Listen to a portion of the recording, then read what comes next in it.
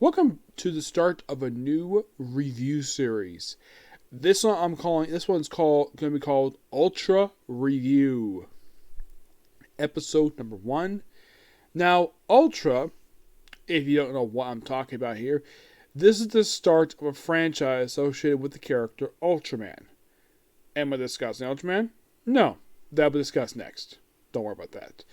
We are discussing the very first series released under the Ultra franchise, Ultra Q. Ultra Q, from what I read online, is commonly described as the Ultra version of the Twilight Zone. It probably was inspired by it. Now, the studio who made this series is Tsuburaya Production. Those of you who are not familiar with Tsuburaya, he is the guy behind the special effects in the Godzilla movies. Yes. He basically left on good terms with Toei and formed his own and start doing this franchise, which his company still does this very day, despite having updated technology since the 60s.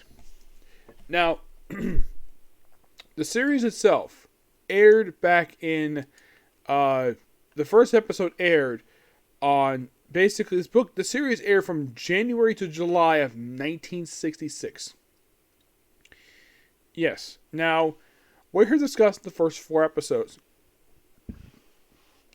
Defeat Gomos, Goro and Goroth, the Gift from Space, and Mammoth Flower. Gomos. The thing with this creature is he's basically a modified Godzilla. Well, he's basically what they did. They took one of the Godzilla suits and gave it green fur, a horn, and he's also shorter than Godzilla. Yeah, he's much shorter. Like, I don't know, about 50 feet shorter. And he's found in a mine of all things. Yes, basically, he's like, we started the episode with basically him. We just slowly built up, basically, see him fully. And there's also mention of this creature named Lyra, which, appearance-wise, is basically a take on Rodan. A very small version of Rodan, but basically a phoenix form. There's also a boy in this episode who, despite having looked like he has scientific knowledge, so some people think he's a liar because he's a kid. And, well, he's proven to be correct. Yes, because everything he said about this creature is proved to be all 100% correct. And he's defeated by another monster, and he's killed by he's knocked out, but they confirm he's dead by the end of the episode. The main characters. Now, here's the thing: there's no Ultraman here. Ultraman's debut until after this. Now, the characters you have for this series. There is roughly about 3 recurring characters. You have Jun Manjumi. Yes, he is pretty much the leader. He's pretty much the main character of the series.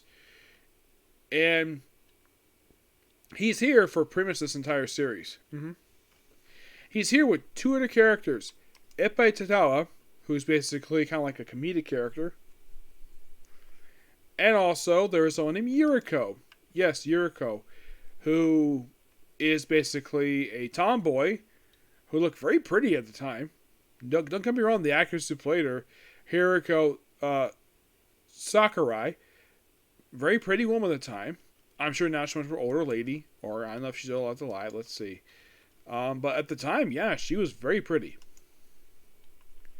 She is currently at the age of 77, but yeah, no, not the fact she was very pretty at the time the show aired.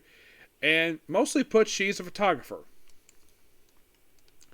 For people known as Daily News. Ippai is a pilot who gets involved with them. Gene is basically a pilot. They say he's a science fiction, but he gets involved with a lot of the stuff here. And he also basically, he doesn't exactly see the monster at first. Ippai sees the monster first as one. And in the case, next episode, this is quite strange. Basically, we have people on this rail, and then looks like we see King Kong pop up in this episode. Well, it's a modified King Kong costume. They took the King Kong costume from King Kong vs. Godzilla, and they basically light his color. They gave him a lighter fur color, and they gave him a tail. Yes, basically what this character is, he's called Goro. He is a giant orangutan who got this big thanks to eating these special beans. There's also 2 scientists in this episode who don't really do anything at this episode. And he does go on a bit of a rampage when his foster son, Yes, his foster son. Well, he's basically, I don't know who's the foster son here. He's taken into custody by the police because of him stealing food. And he goes on a rampage. His rampage consists of busting a roof, busting a part of a window, toppling a car. Mostly, he just damages power line. He does very little damage for someone to call it a rampage. Does it kill anybody? No, not really. Eventually, he stopped thanks to sleep medication. How this orangutan got here was that he was brought here from a nearby island. You're thinking, wait, a monkey brought by a nearby island to modern day. Does that sound familiar to you? It sounds a lot like King Kong. Mostly put the King Kong vs. Godzilla movie. Yep, and of course the chief of the paper, he pays for the translation back to it. Like, okay, interesting. And of course the guy who's there thinks he killed someone he loved. No, he just knocked unconscious. He's not seeing out this episode. Next episode involves stuff like bank robbery, and also these, like, there's this stuff from space. These 2 golden eggs. Now, when the first one's exposed to heat, it turns to a giant snail monster. No, I'm not kidding about that. A freaking snail monster. We also have Professor Gush, who appears in basically episode number 3. Yeah, he does not appear in episode 1 and 2. Now, the name of this creature is known as Nemagon. And he appears, well, mostly put basically just in this episode. He does appear a few other times after this one. Yeah, and he basically kills the bank robbers. They say this creature's from Mars. No, seriously, from freaking Mars. At least, and of course, with the images too, have him fall in the ocean. Yeah, apparently this creature's weakness is salt. Okay, fine. It was definitely a gripping episode, this one was. Did not fall in the military like the next one did. And the second one, well, this one was, they had the air trained an amulet given to Yuri, and, well, and of course, basically, it goes big when exposed to fire, and it's defeated by, off-screen by salt. Next episode involves, basically, where there's sort of a shake around. We have this, it looked like their office being evacuated. They think it's an earthquake, but it turns out there's actually a mutated plant underneath the building. Here's a question. Where the heck came from is not explained. It just randomly is there. And the bulb is in the base of this building. Eventually we see the thing grow big and basically split this building in half. There are 2 people inside, but they're rescued by the military people. Yes, this is the first episode the military gets involved with dealing with the monsters. Like, there's no Godzilla. It just basically just these monsters. And how do they deal with this thing? Well, first they wanted to, one guy wanted to delay because he wanted to basically study a bit more. But the lead scientist, who's much more smart than he is, like, just kill the damn thing already. So basically they come up, well, also Impey and Yuriko get trapped, but they're free by the military. Then, of course, basically they kill the creature by dumping poison on it, dissolving it, and basically the roots are burned with flamethrowers. I'm like, okay, interesting. And, well, also the previous episode, I almost forgot to mention here, we do see the main character, him using a gun on the snail.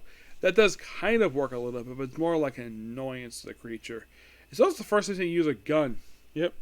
And apparently because he's a science fiction writer, he's allowed to go wherever he wants. He's allowed to interview people whenever he wants. And I'm like, he's like more of like a monster hunter. He basically just gets involved with this stuff. In the case of the stuff with the monkey, he just basically was told, oh, go out there and take pictures of this damn thing. At least in the case of the first one, he was in the area for it.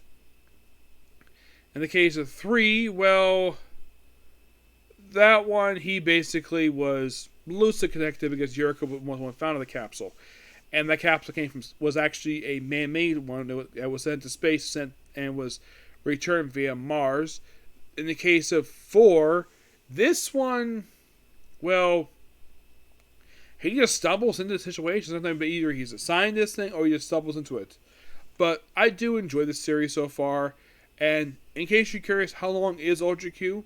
It's surprisingly only 28 episodes, mind you, yes. So we have 24 left to go. I will review the rest later, because right now, in about 26 minutes, I go to the dentist to get my teeth cleaned. So, excuse me, when I get back, I will work on the next 4 episodes of the series and work on my first comic corner. First, to probably 2 of I have today. And I'm hoping to work on more of this today. I'm hoping to get a lot of this done today because it's a relatively short series, so I don't think it's going to take me too long. And in case you're curious, though, since I'm officially back with Tokusatsu, what series is next? I was thinking of doing a Super Sentai next, but I really wanted to try out Ultraman. So I'm going to do that next after this one's finished because this one's not going to take very long. Ultraman's slightly longer, like 21 episodes longer, but you'll find my thoughts on that soon. But first, Ultra Q. But that's for later, okay? Thanks, view. Bye.